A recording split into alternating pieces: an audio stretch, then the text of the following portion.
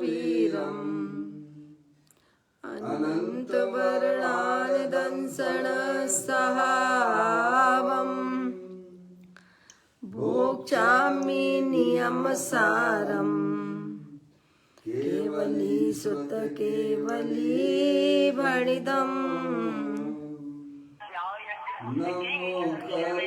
अनंत उत्कृष्ट दर्शन ज्ञानमय जिन वीर को कहो नियम सार सो केवली श्रुत केवली पर कथित को। श्री नियम सार जी नामक परम आध्यात्मिक ग्रंथ स्वाध्याय हेतु में विराजमान है। आज से 2000 वर्ष पहले इस महान पवित्र ग्रंथ की रचना आचार्य श्री कुंद देव द्वारा इसी पवित्र भूमि पर की गई और इसके टीकाकार पदम प्रमलधारी देव मुनराज हैं। ग्रंथ का नाम नियम सार है। नियम से करने योग्य कार्य अपनी आत्मा में सम्यक दर्शन, सम्यक ज्ञान, सम्यक चारित्र रूपी निर्मल पर्याय, पवित्र पर्याय, मोक्ष मार्ग रूपी पर्याय को प्रकट करना, क्योंकि वह पर्याय स्वयं ही सुख स्वरूप है और अनंत सुख का कारण भी है। अनादि काल से हमारे आपकी आत्मा में पर को अपना जानने वाली, पर को अपना मानने वाली, पर के साथ संबंध रखने वाली ऐसी मोराग देश रूपी अपवित्र पर्याय मलिन पर्याय प्रकट है। कृपया कुछ समय पश्चात प्रयास करें। The person you are calling is not answering. Please try later. ऐसी मोराग देश रूपी मलिन पर्याय का अपनी आत्मा में से उस पर्याय का अभाव करना और सम्यक दर्शन ज्ञान चारित्र रूपी निर्मल पर्याय, पवित्र पर्याय, मोक्ष मार्ग रूपी पर्याय को प्रकट करना। ऐसे कार्य की प्राप्ति जनवाणी माता के द्वारा अपने आत्मा के स्वरूप को पहचानना। अपनी जो आत्म वस्तु है वह परद्रव, प्रभाव और पर्याय से भी भिन्न अखंड ज्ञान ज्योति स्वरूप है। ऐसे गायक प्रभु परमात्मा का माँ जनवाणी माता के द्वारा परिचय करके तत्पश्चात शरीर, रागादिक ये सब कर्मकृत वस्तुएं हैं। इनका हमारे आत्मा के साथ में किसी भी प्रकार का कोई संबंध नहीं है। इस प्रकार सम्यक भेद ज्ञान पूर्वक शरीर रागादिक का लक्ष्य छोड़ के अंतरोन्मुखी उपयोग के द्वारा अपनी जो गायक प्रभु परमात्मा जो कि अखंड ज्ञान ज्योति स्वरूप है, ऐसे गायक प्रभु परमात्मा में अपना बल स्थापित करना, उसे ही निज रूप से जानना और उसमें ही अपनी वर्तमान पर्याय को मग्न कराना, उसे ही अरिहंत परमात्मा ने धर्म कहा है। उसकी चर्चा आचार्य भगवंतों ने, मुनराजों ने एक एक गाथा, कलश और टीका के माध्यम से हमें अपने आत्मा के स्वरूप को यहाँ पर समझाया है। देखिएगा यहाँ परम आध्यात्मिक ग्रंथ श्री नियम सार जी ग्रंथ का यहाँ स्वाध्याय चल रहा है, जिसका 6वां अध्याय चल रहा है, निश्चय प्रत्याख्यान अधिकार, जिसकी 101 नंबर की गाथा स्वाध्याय हेतु चल रही है। उसका प्रारंभिक अपन पाठ कर लेते हैं। अकेला ही मरे जीव जन्म में अकेला, मरण होता अकेले का, मुक्त भी हो अकेला। आचार्य भगवान हरियंत परमात्मा आदि हमें यही समझाते हैं कि यह जीव अकेला ही जन्म करता है और अकेला ही यह मृत्यु को प्राप्त करता है और अकेला ही ये दुख उठाता है और अकेला ही ये मुक्ति को भी प्राप्त होता है। इस प्रकार की सुंदर गाथा यहाँ पर चल रही है। इसकी अपन ने 3 बातें अभी तक चली हैं अपने स्वाध्याय में। परम प्रबंधाई देव मुनराज ने यहाँ 3 बातें जो बताई थी। मौसी लाइन पर है? मौसी आवाज आ रही है? देखो समझ गया पापा?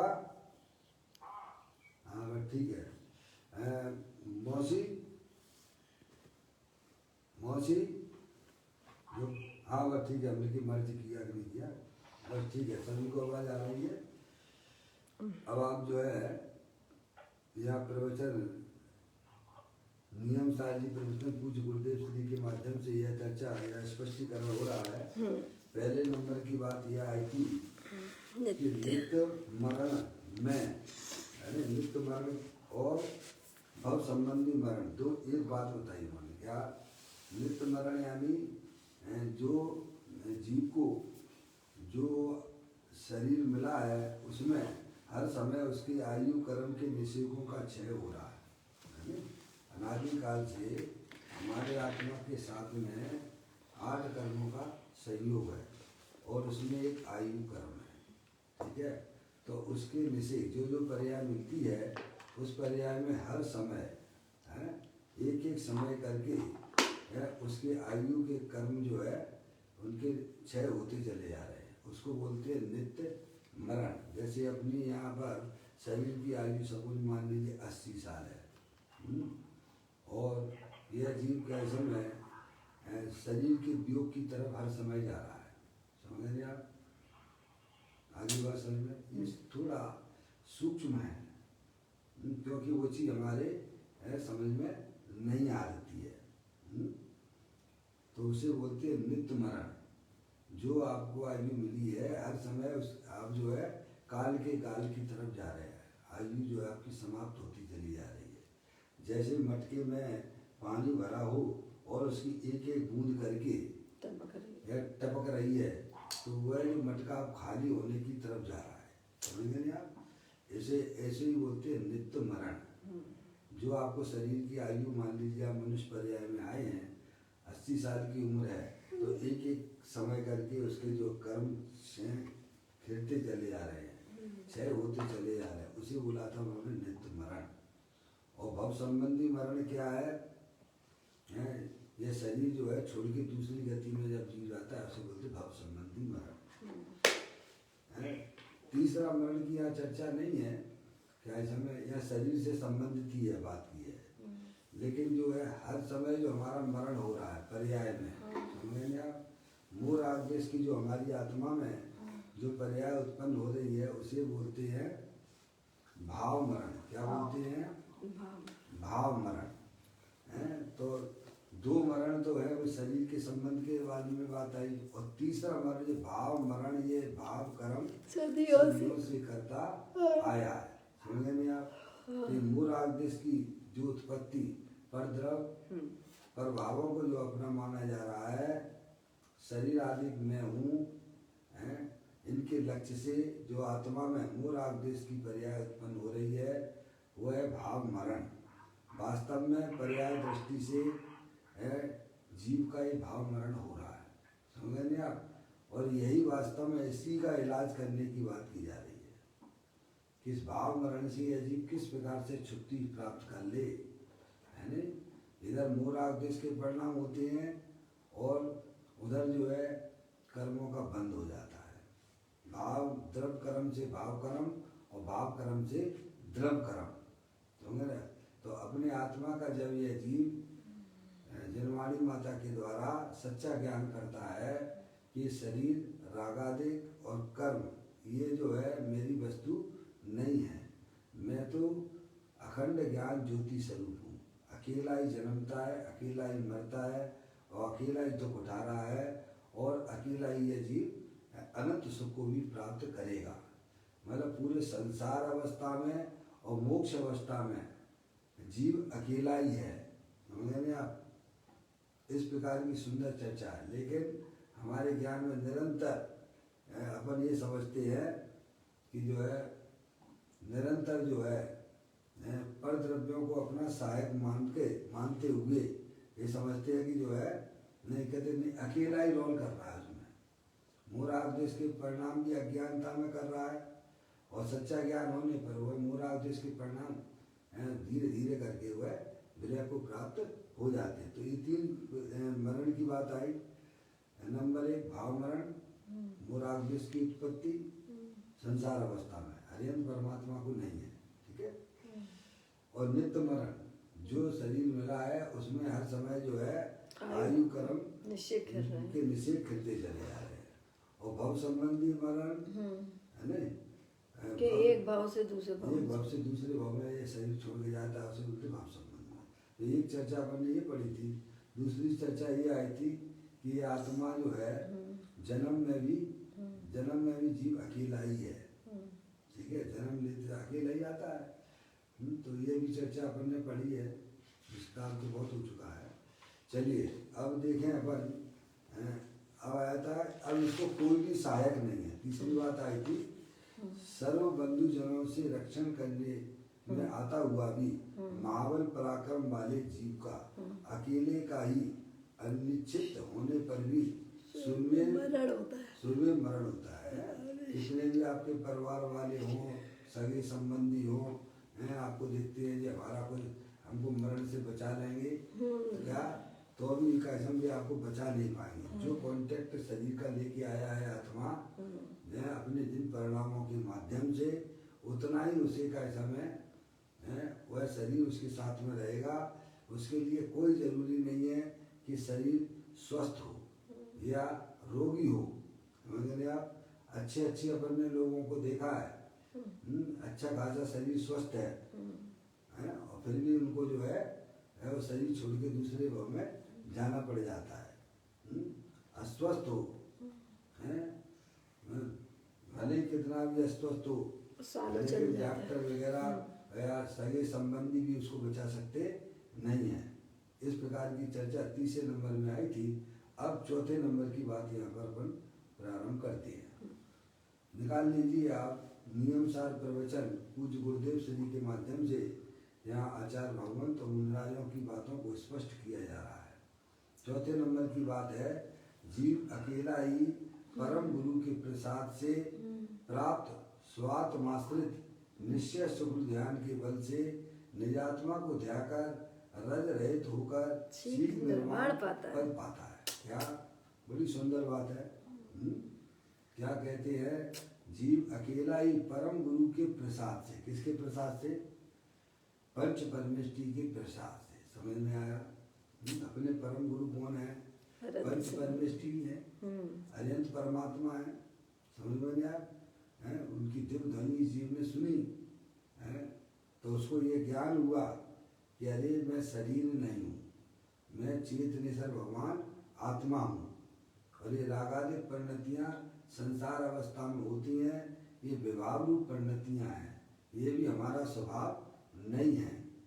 ऐसा उसने सच्चा ज्ञान किया और अंदर तत्व का चिंतन किया, विचार किया, तो वह शरीर रागादिक का जो लक्ष्य उसकी पर्याय में बरत रहा था, वह लक्ष्य छूट जाता है और अंदर जो अखंड ज्ञान ज्योति स्वरूप भगवान आत्मा है उसका उसके पर्याय में लक्ष्य हो जाता है, आश्रय हो जाता है।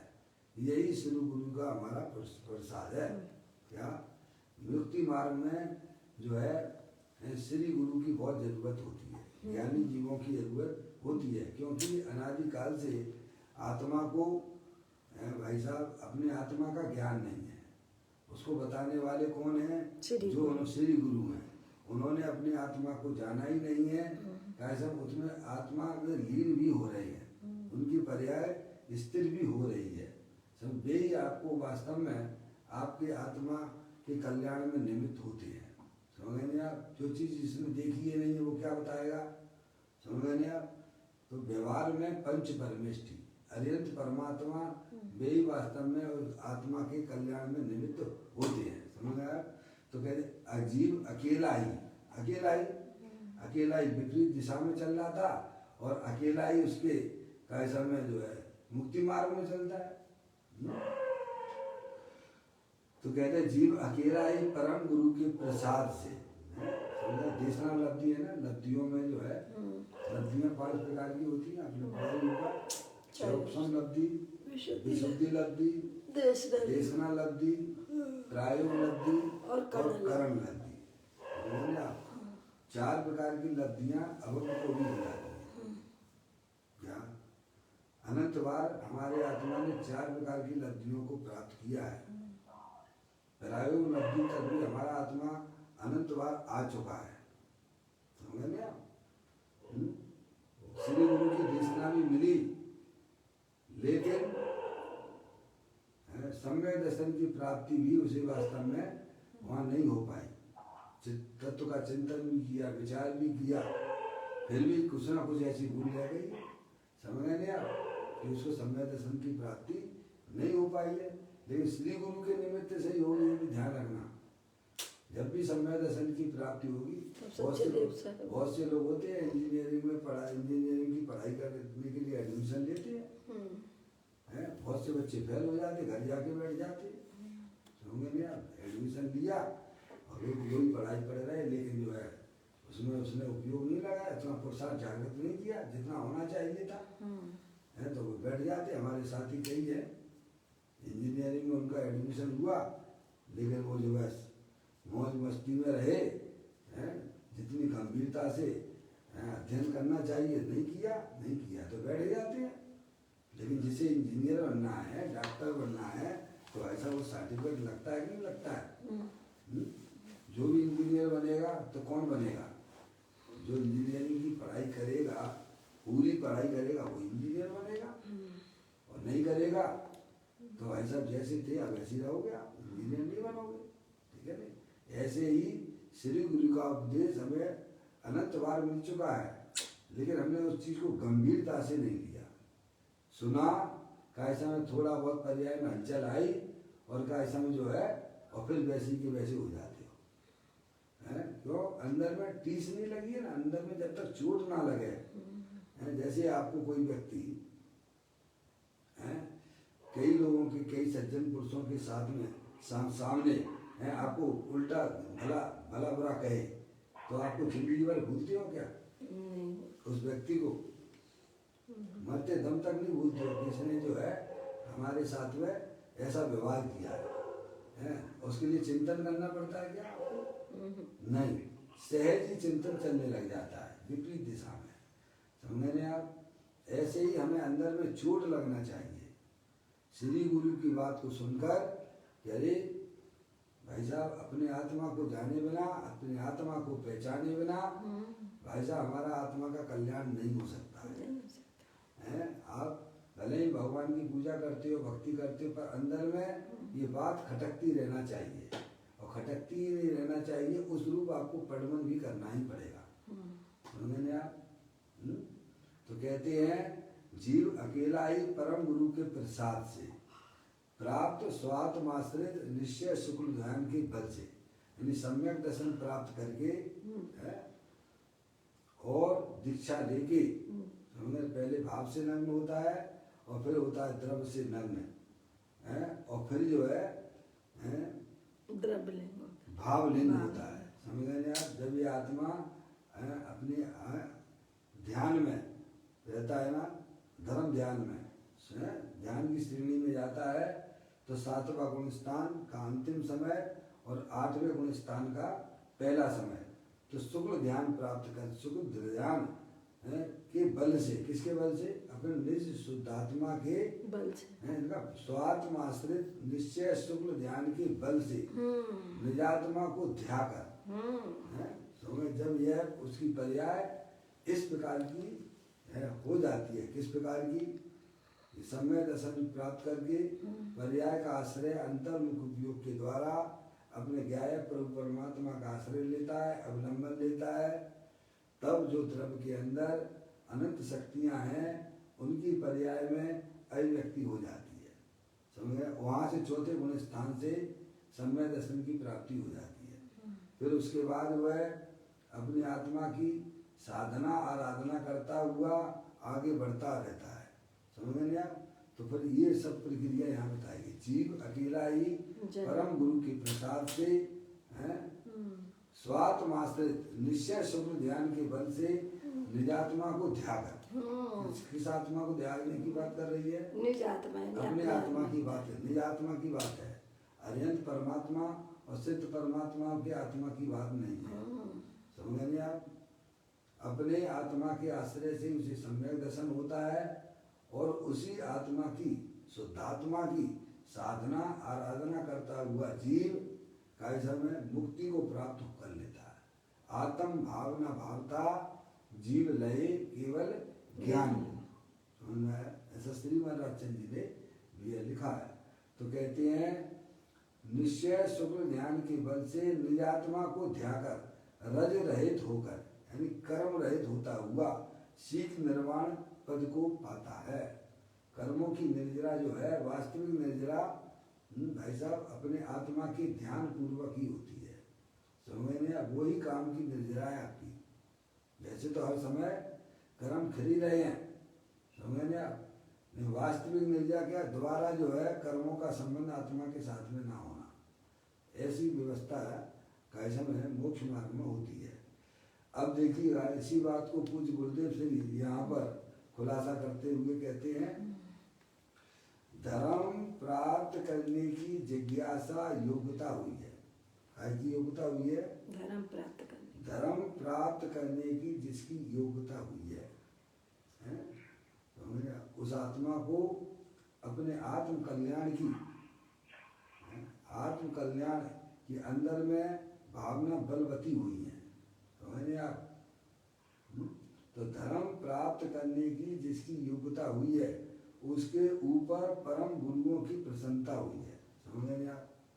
पहले निश्चय की बात की है। समझ गए आप? उपादान जब इस प्रकार का तैयार हो जाता है तो निमित्त आपको स्वयं में भी मिल जाएगा। क्या कहा? जैसे आपको मालूम है महावीर भगवान का जीव शेर की पर्याय में था कि नहीं था?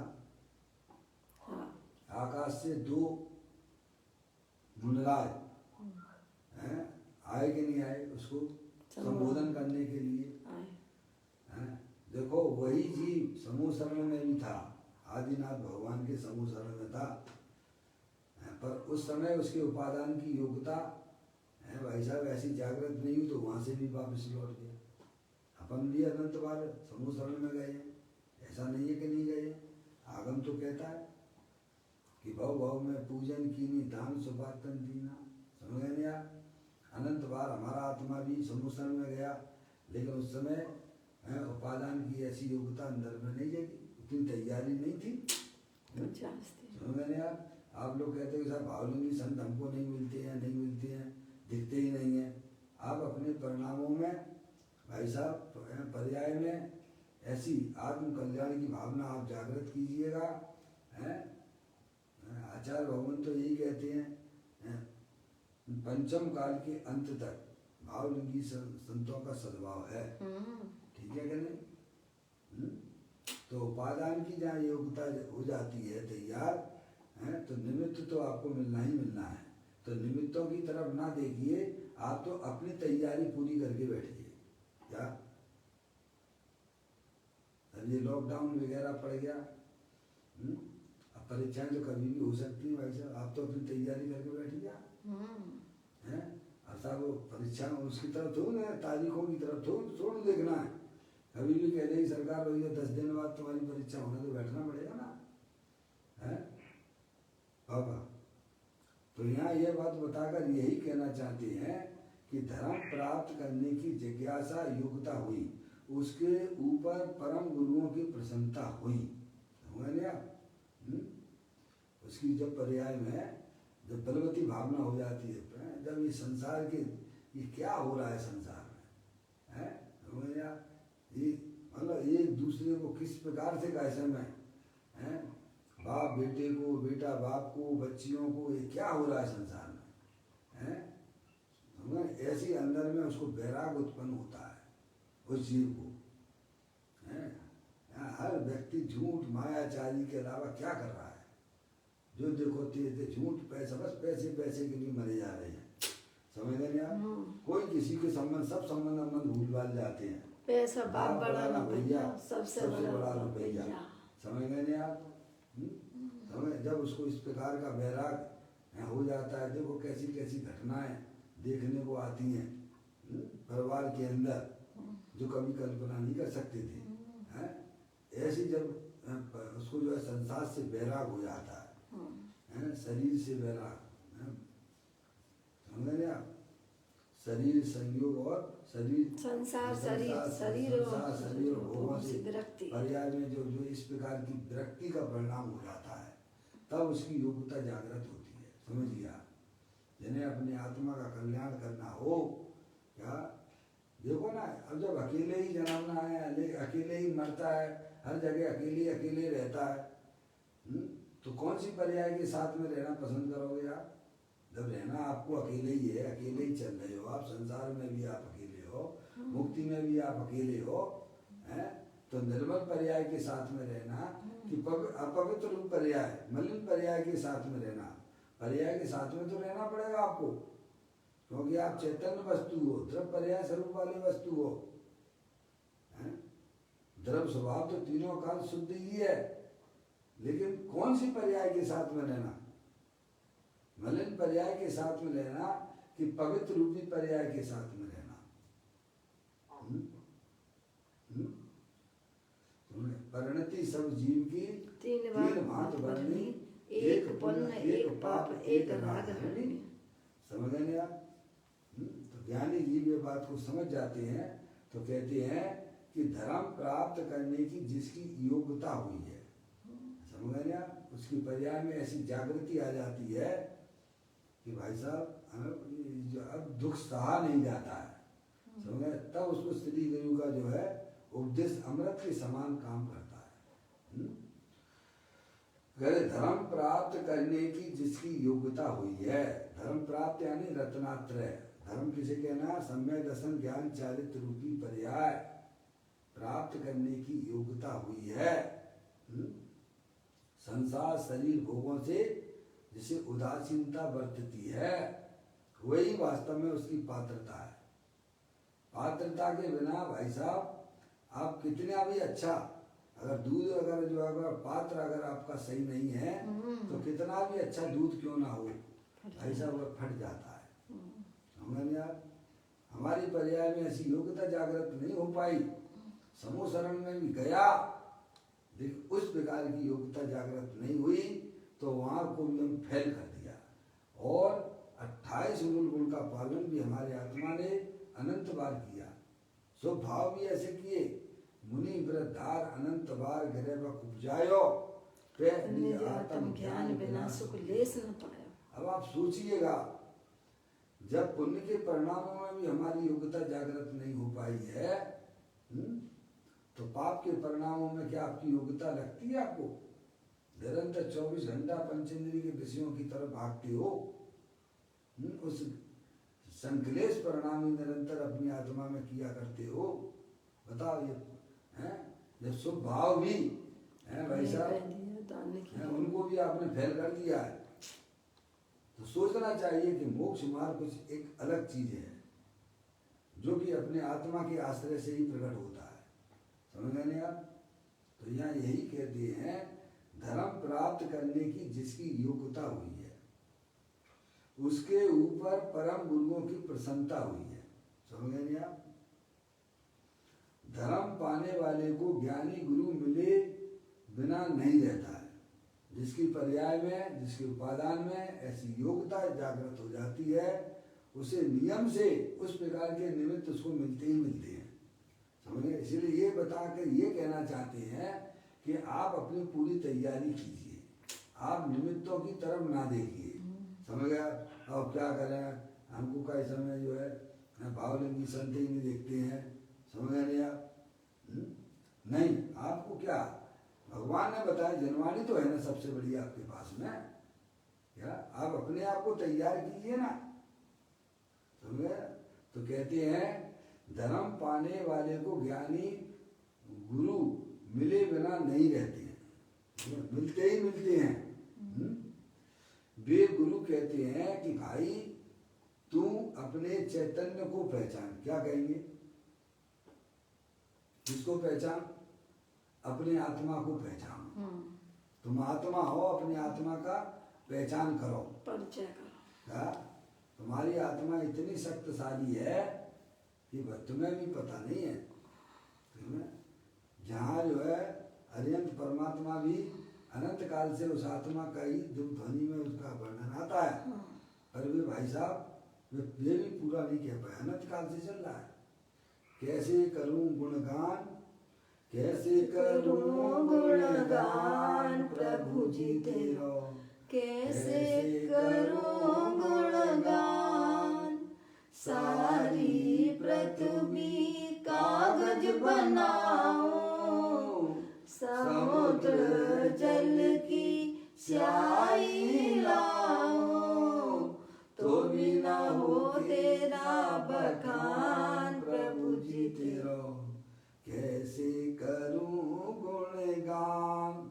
ऐसा भगवान आत्मा अनंत शक्तियों के भंडार वाला है।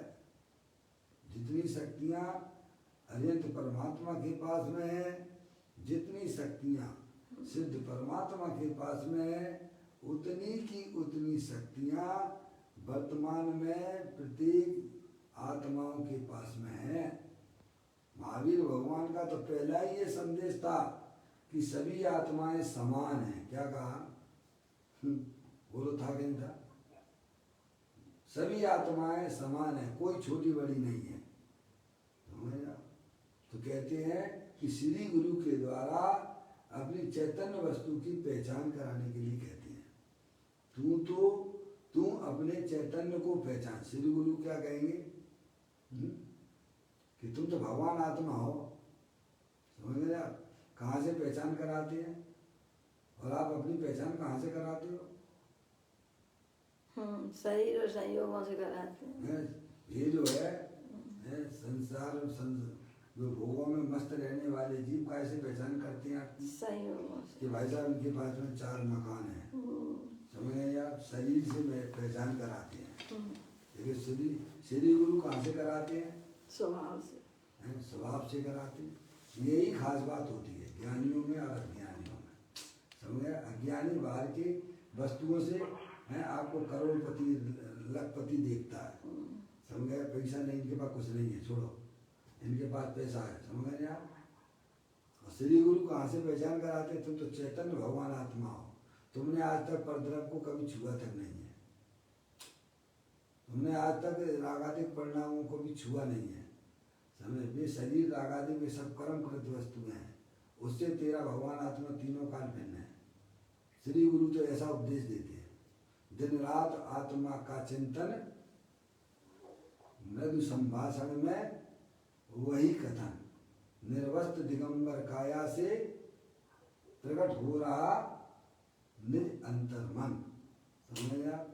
तो कहते हैं, श्री गुरु कहते हैं, भाई तू अपने चैतन्य को पहचान, यानी अपनी आत्मा को पहचान कर। देह तुझे शरण नहीं है। क्या? चाहे कितने भी आप जो है शरीर को बढ़िया खिलाओ पिलाओ, तो भी वह तेरा शरीर तेरे को शरण नहीं हो सकता है। समझ आप? जब शरीर ही शरण नहीं है तो शरीर से भिन्न पर पदार्थ चेतन अचेतन कैसे शरण हो सकते हैं इस आत्मा के लिए? समझे? तेरे लिए शरण तो तेरा शुद्धात्मा है, इसीलिए उसकी पहचान कराने की बात की जाती है। तू अपने चैतन्य को पहचान, दे तुझे शरण नहीं है, ऐसा गुरु ने कहा है। वह भी जीव अकेला ही झेलता है। क्या कर? बताइए आप। अकेला ही झेलता है।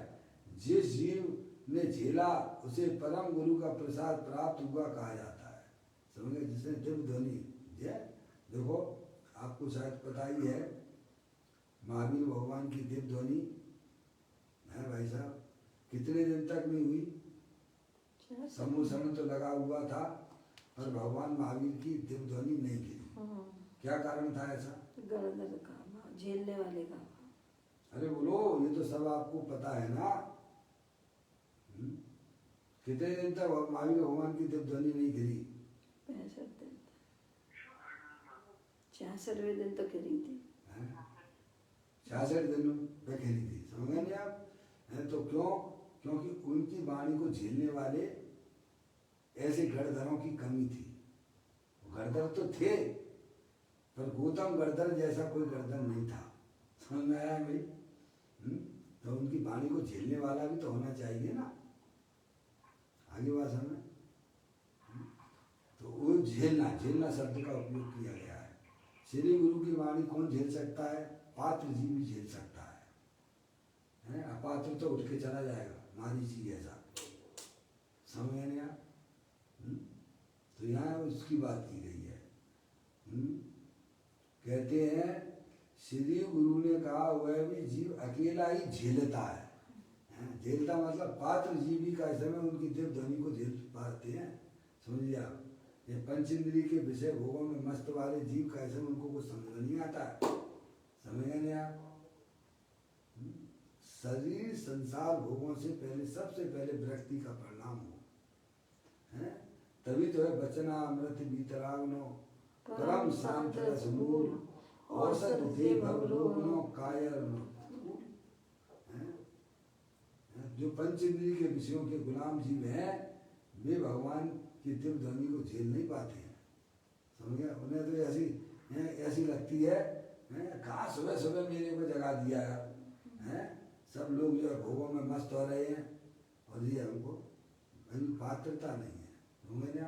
स्वयं अपने आप जिज्ञासा रुचि हो उसी को, समझे? उसे ये बातें बड़े अत्यंत परमात्मा की अथवा आचार साधु परमेष्टि की बातें बिल्कुल अमृत के समान काम करती है।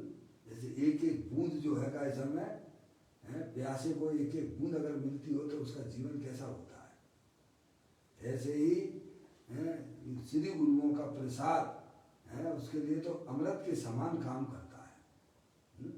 तो कहा श्री गुरु ने कहा वह जीव अकेला ही झेलता है, जिस जीव ने झेला है उसे परम गुरु का प्रसाद प्राप्त हुआ कहा जाता है। उनको डटा हुआ है अपने आत्म कल्याण के मार्ग में, उसे पूर्ण विश्वास रहता है हरियंत्र भगवान की वाणी पर, आचार भगवंतों पर, मुनिराजों पर, क्या? तो जिसने झेला उसे परम गुरु का प्रसाद प्राप्त हुआ कहा जाता है। तब प्राप्त है जिसने अपनी जो है श्री गुरु ने जो बताया, अपनी चैतन्य वस्तु बताई कि पर द्रव पर भाव से भिन्न है, ऐसा वह शुद्धात्मा अनंत शक्तियों के भंडार वाला है। उसने अपनी वर्तमान ज्ञान की पर्याय में चिंतन किया, बारंबार चिंतन किया, समझने आप?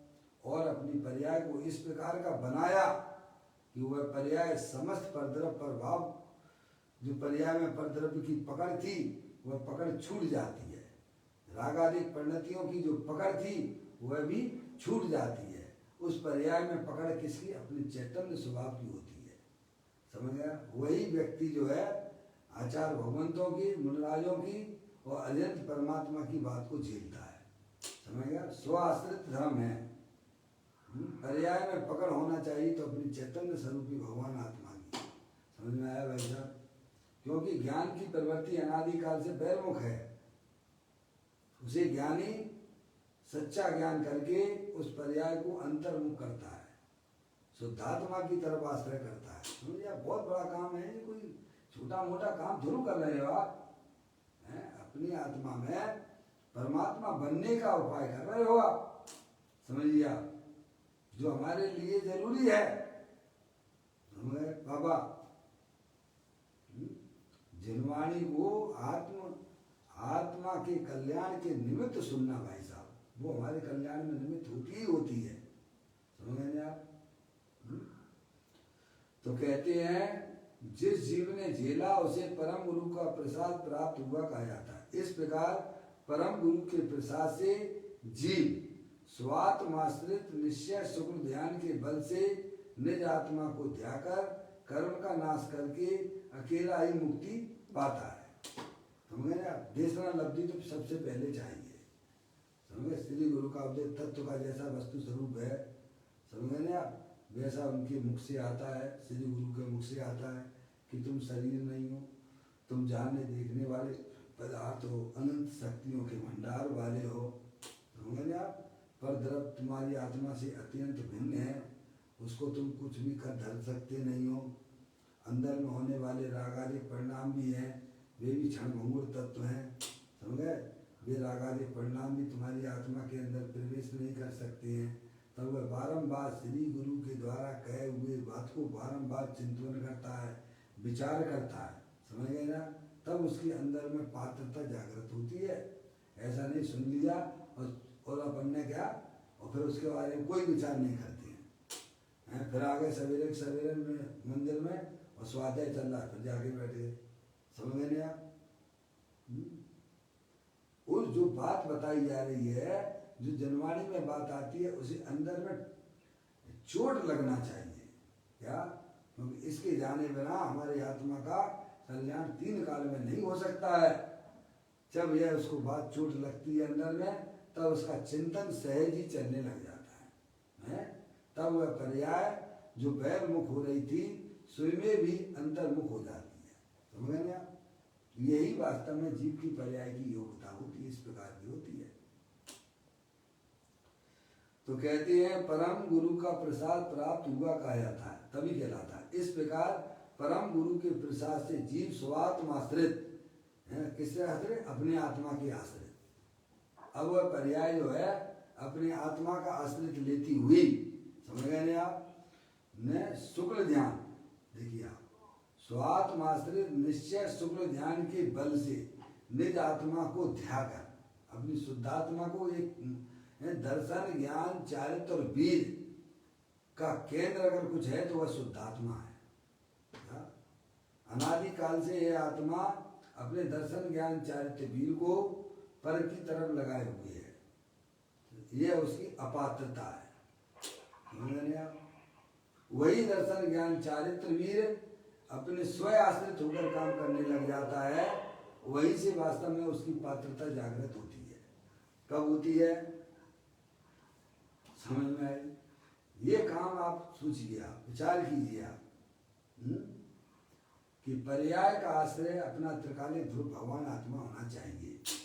आप भले कितनी भी पूजा करिए, भक्ति कीजिए, उसका कोई निषेध नहीं है, लेकिन आप इतना तो सोच के विचार के चलो कि भाई साहब, जब तक हमारी पर्याय अपने आत्मा का आश्रय नहीं लेगी, तब तक आप कल्याण बिल्कुल मत मानना अपना। समझे ना आप? सबसे पहले जीव का कर्तव्य यही है कि अपने आत्मा की पहचान करके अपने पर्याय को अपने द्रव्य के सन्मुख करना। आत्मा की पहचान किए बिना किसी भी जीव की पर्याय अंतर्मुख नहीं हो सकती है। भले ही आप बाहर में कितना भी ध्यान के शिविर लगाइए, आप लगाते हैं लोग, क्या कहाँ जा रहे हैं भाई साहब? वो ध्यान शिविर में जा रहे हैं। कहाँ जा रहे हैं? ध्यान शिविर में जा रहे हैं। तो ध्यान काय का करोगे आप? आत्मा के ज्ञान के बिना किसी भी जीव की पर्याय में धर्म ध्यान होता नहीं है। शुक्ल ध्यान तो बहुत ऊंची बात हो जाती है। समझ, शुक्ल ध्यान तो महामुनिराजों को हुआ करता है। पहले धर्म ध्यान की उत्पत्ति होती है, और धर्म ध्यान की उत्पत्ति अपने आत्मा के आश्रय से होती है, शुद्धात्मा के आश्रय से होती है, और शुद्धात्मा का परिचय कराने वाले श्री गुरु हुआ करते हैं। समझ आप माँ जनवाणी माता के पास में जाओगे, सुनोगे, समझोगे, हैं, तब तो पर्याय में हलन चलन होगी, और दूरियां बनाओगे तो हैं? क्या कहा? जो आपके आत्मा में जो है कल्याण में निमित्त होते हैं, ऐसे ज्ञानी जीव, समझे ना आप, जनवाणी माता, आप उसको नहीं सुनोगे है। तो भाई साहब आपकी पर्याय अनादिकाल से शरीर में अपना करके बैठी हुई है और भाई साहब अनंत काल से बैठी हुई है। वहां से वह पर्याय में है भाई साहब किस प्रकार से पहले हलन चलन तो हो, हलन चलन जब होगी, जब आप जो है जनवाणी माता के पास आएंगे तब होगी। जब आप उसकी बात को सुनेंगे समझेंगे तो हलन चलन होगा। ऐसे घर बैठे बैठे नहीं विषय भोगों में मस्त हो रहे हो कि साहब हम तो अपने आत्मा के कल्याण में हमारा काम चल रहा है, बिल्कुल भी नहीं चल रहा है। समझ में आया? पूज्य गुरुदेव श्री तो ये कहते थे कि भाई साहब 1-2 घंटे हैं स्वाध्याय कर लिया और आप समझते हैं कि मैं कल्याण के मार्ग पे चल रही है, बिल्कुल भी नहीं है। 8-8, 10-10 घंटे व्यक्ति स्वाध्याय करता है तब उसकी पर्याय में ऐसी पात्रताएं जागृत हो जाती है। समझ गए नहीं आप? तो कहते हैं इस प्रकार परम गुरु के प्रसाद से जीव स्वात्माश्रित है, अपने आत्मा के आश्रित निश्चय शुक्ल ध्यान के बल से निज आत्मा को ध्याकर कर्म का नाश करके अकेला ही मुक्ति प्राप्त करता है। विपरीत दिशा में जा रहा है तो संसार मार्ग है, दुख रूप मार्ग है, और वही जीव है श्री गुरु के प्रसाद से कैसा मुक्ति मार्ग को प्राप्त कर लेता है। सब में कौन अकेला ही तो रोल है ना उसमें, एकला ही जन्मता है, एकला ही। देखिए मुनि ध्यान में बैठे हो और पूर्व भव का बैरी, क्या कहते हैं, मुनि ध्यान में बैठे हो और पूर्व भव का बैरी देव आकर उठा ले जाए और पर्वत पर जाकर पछाड़े अथवा समुद्र में डुबा दे, तो भी मुनि तो स्वात्माश्रित निश्चय शुक्ल ध्यान द्वारा श्रेणी मार्ग सिद्ध हो जाते हैं। होते ही हैं। देखिए क्या गजब की बात है। मुनराज वहाँ बैठे हुए हैं, पूर्व भव का उनका बैरी यहाँ आया, समझ उसको जाति स्मरण जाति ज्ञान हुआ, वहाँ से ऊपर से विमान जा रहा था, उसे याद आया ये मुनराज ये तो हमारा पूर्व भाव में बैरी था। समझ गए आप? ऐसा उसे जाति स्मरण हो जाता है देव को।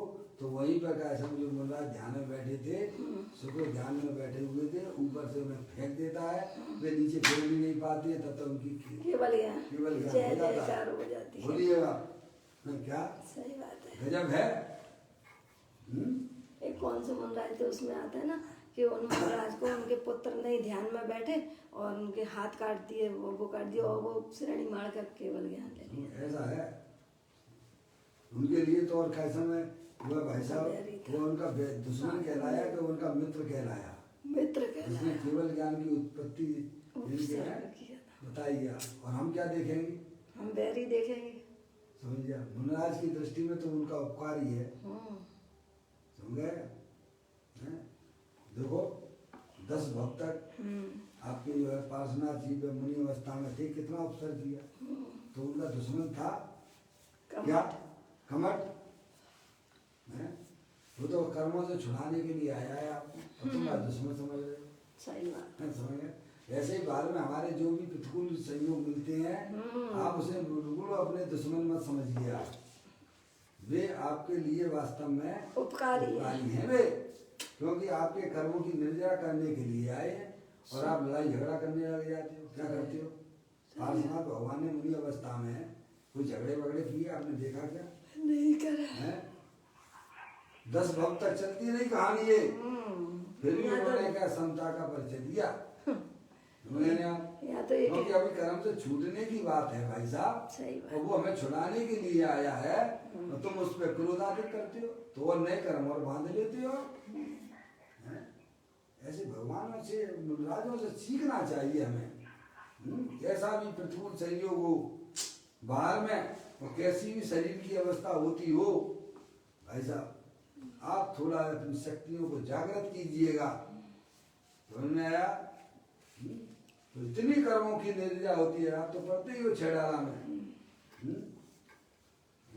कोटि वर्ष तप तपे ज्ञान बिन कर्म जरे, ज्ञानी के क्षणमाई त्रिगुप्त श्रेष्ठ। समझिए करोड़ों अरबों वर्षों तक ये अज्ञानी जीव तब तपता रहे आत्मा के ज्ञान के बिना, लेकिन ज्ञानी जिन्हें अपनी आत्मा का ज्ञान है, ये क्षण मित्र में इतने कर्मों की निर्जरा कर देता है। इसलिए अपने आत्मा का ज्ञान कीजिएगा, अपने आत्मा की पहचान कीजिएगा। समझ रहे आप?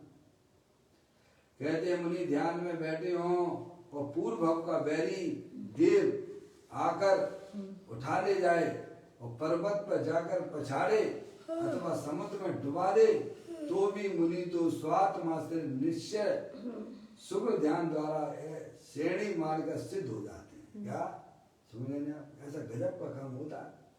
जिन्होंने अपने आत्मा की शरण ली है वे जीव जो है अल्पकाल में मुक्ति को प्राप्त करने वाले ही हैं। 700 मुनराजों के ऊपर हस्तिनापुर में उपसर्ग हुआ, हुआ कि नहीं हुआ? बोलो क्या किया उन्होंने? एक भी अगर उठाओ तो बताइए आप। एक के परिणामों में भी क्रोध का परिणाम आया हो तो बताइए आप। हैं? क्षमता का सेवन।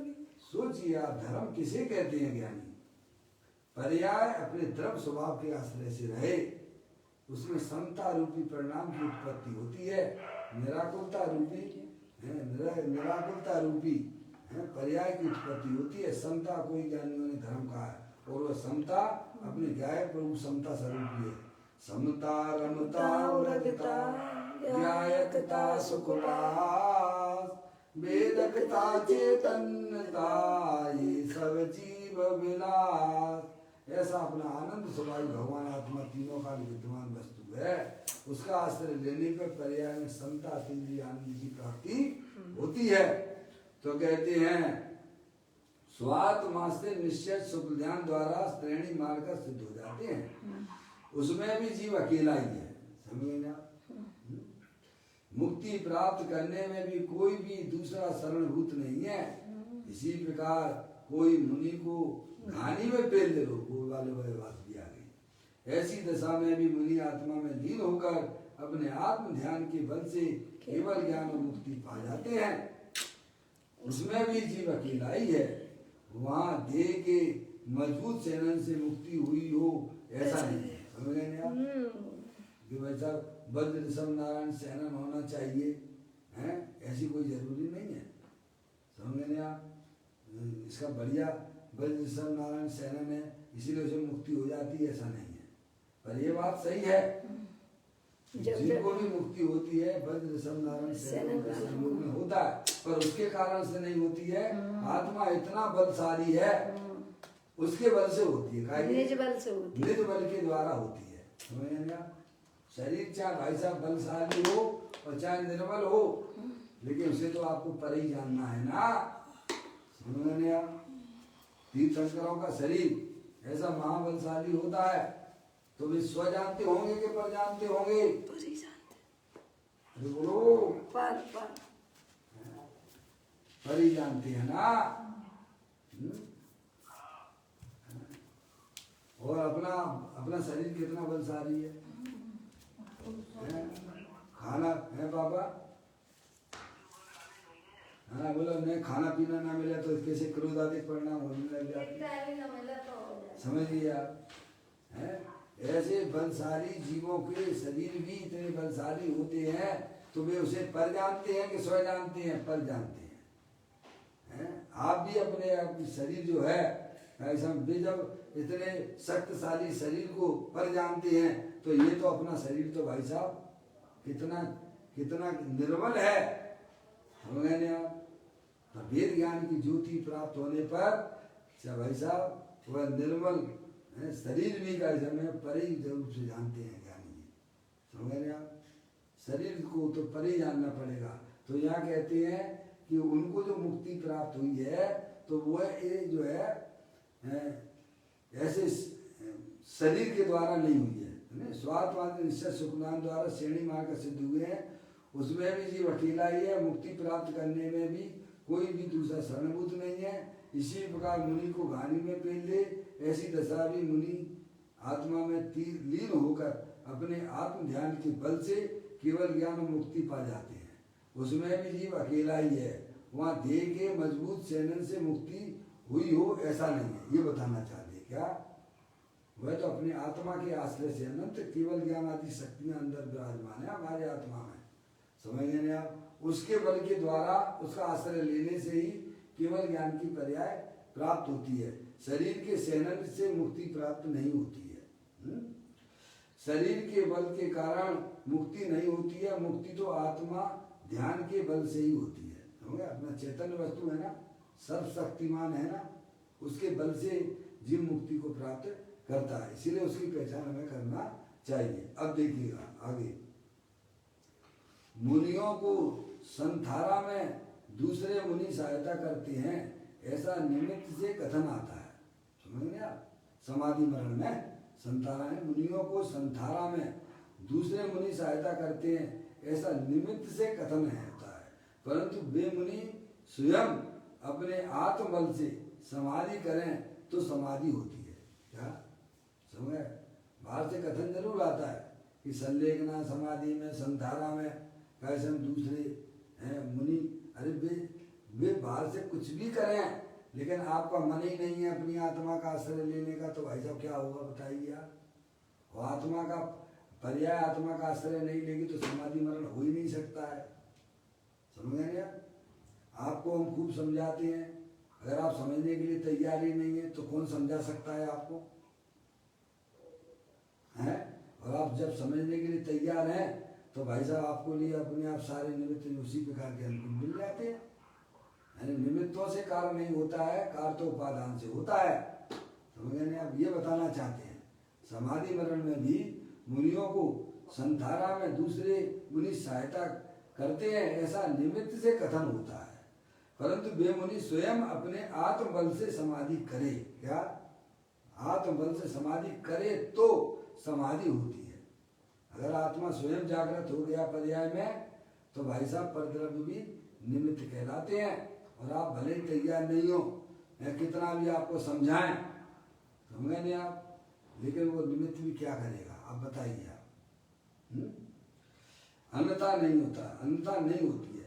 भले ही अन्य मुनिगण उपस्थित हों तथापि समाधि मरण करने में तो जीव अकेला ही है, स्वयं को स्वयं सावधान होना पड़ता है।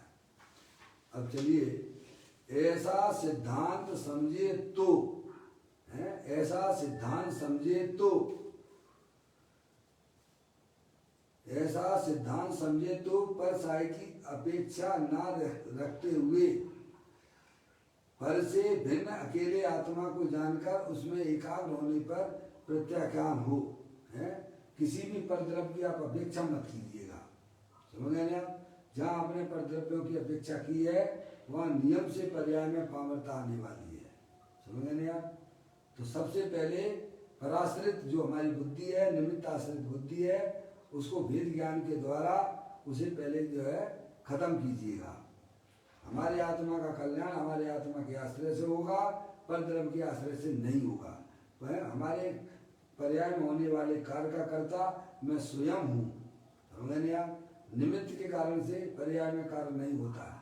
अपने आत्मा में एक अकारण कालत्व नाम की शक्ति है। समझे आप? कौन सी शक्ति है? अकार कालत्व नाम की शक्ति है। 14वें नंबर की शक्ति आई है। 47 शक्ति में आचार्य अमृतचंद देव ने दिया है। उसका क्या भाव है? पर से न इसमें कार हो, पर कार का कारण भी हो। पर्याय में होने वाला जो कार्य है वह निरपेक्ष है। जो भी हमारी पर्याय में कार्य देखा जा रहा है वह निरपेक्ष है। भले राग द्वेष के परिणाम भी हमारी पर्याय में देखे जाते हैं, वे भी भाई साहब निरपेक्ष कर्म के कारण से नहीं होते हैं। पहले निमित्ताधीन दृष्टि को आप वेद ज्ञान के द्वारा क्लियर करिए। आप मैं किसी के परिणामों में कुछ कर नहीं सकता, कुछ भी हेर फेर नहीं कर सकता, उसके भी परिणाम निरपेक्ष हैं। पर से न इसमें कार हो, पर कार का कारण ना हो। ऐसे निमित्ताधीन दृष्टियों की उपेक्षा होना चाहिए। तो यहाँ ये कहते हैं ऐसा सिद्धांत समझे तो पर साय की अपेक्षा ना रखते हुए, क्योंकि मेरा काम तो मुझे करना है। किसको करना है? मेरे घर का काम कौन करेगा? जब आपको करना है तो पर की तरफ क्यों देखते रहते हो? पर की तरफ देखते रहना यही हमारे लिए अच्छी बात नहीं है। निरपेक्ष हो, वैसे भी निरपेक्ष ही काम हो रहा है। हम मानते जरूर हैं, तो मानता हमारी झूठी है। समझ गए ना? इसीलिए यह कहते हैं ऐसा सिद्धांत समझे तो क्या होगा, पर साय की अपेक्षा न रखते हुए पर से भिन्न अकेले आत्मा को जानकर, क्या हर कार्य का जो भी पर्याय हमारी होती है वह भाई साहब निरपेक्ष है, पर के निमित्त बना वाली है। समझ लिया? क्योंकि उसमें सब में रोल, चाहे संसार अवस्था हो अथवा मुक्त अवस्था हो, सब में एक जीव ही रोल कर रहा है। भिन्न अकेली आत्मा को जानकर उसमें एकाग्र होने पर प्रत्याख्यान होता है। समझे? वही वो है, निरपेक्ष होते हुए अपने आत्मा का जो आश्रय लेती है पर्याय, उसी को ज्ञानी जी निश्चय प्रत्याख्यान कहते हैं। वह पर्याय वीतराग स्वरूप होती है, क्योंकि अपना आत्मा तीनों काल वीतराग आनंद स्वरूप है। जन्म मरण का दुख मिट जाए, है? आत्मा स्वयं ही जन्म मरण करता है और स्वयं ही निर्वाण को प्राप्त पाता है। इस प्रकार ये अपने चर्चा 101 नंबर की गाथा आचार्य कुंदकुंद देव की गाथा को पढ़ा और उसके ऊपर पदम प्रमदाई देव मुंडाज ने जो टीका की उसको हमने समझा है। यह गाथा पूरी होती है। अब यहाँ पर अन्यत्र दूसरी जगह का एक श्लोक है, वह उसकी चर्चा अपन कल करेंगे। जहाँ इस प्रकार की चर्चा अन्य ग्रंथों में भी आई है, उसका रेफरेंस देते हुए आगे अपनी चर्चा चलेगी। अभी अपना यहाँ पर समय हो गया। निज निज में बताई ये अनंत अनंत उपकार है, उसके लिए जिन वाणी माँ को वंदना सतवार है, वंदना सतवार है। 9 बार नमोकार मंत्र।